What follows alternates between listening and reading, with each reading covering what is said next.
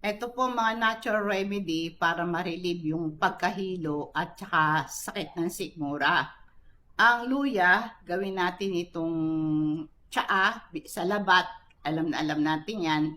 Maganda po ito sa sakit ng sikmura at saka sa pagkahilo. Basta gawin mo itong tsaa, malaking tulong. Ganun po yung herba buena.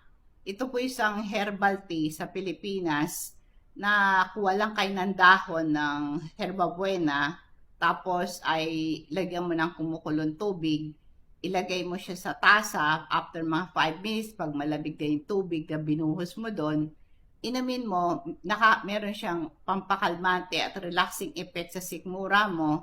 Ito'y maganda sa digestive problem.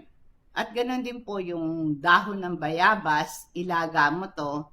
Ito po'y pang-alis ito ng sakit ng sikmura. Nakakatulong ito para ma-relieve ang pagkahilo at saka stomach pain. Yung pangandahon ng bayabas, ligisin mo siya, tapos amuyin mo, nakakalis ng hilo ang dahon ng bayabas. Ang dagdag din pong paraan para maiwasan ang pagkahilo na may kasamang sinisikmura ka, kailangan meron kang maraming tubig na iniinom. Bukod sa tubig na iniinom mo, meron kang 8 glasses of water, ay pwede kayong humigop ng mga nilagang baka o mga manok kasi maraming nutrients yan eh. Ito'y good source ng electrolyte tulad ng sodium and potassium. Mananatili kang hydrated at ito'y good source din ng protein and collagen.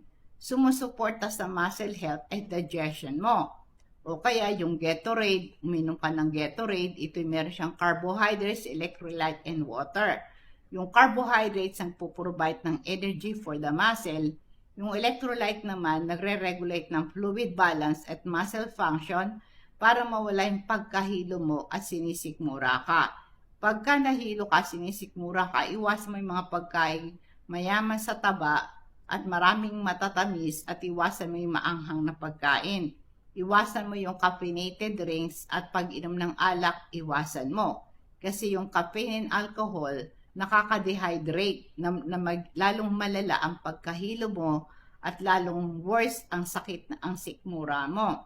Kumain ka konti-konti lang, huwag kang kumain ng madami kasi nahirapan ang tiyan mo sa pantunaw.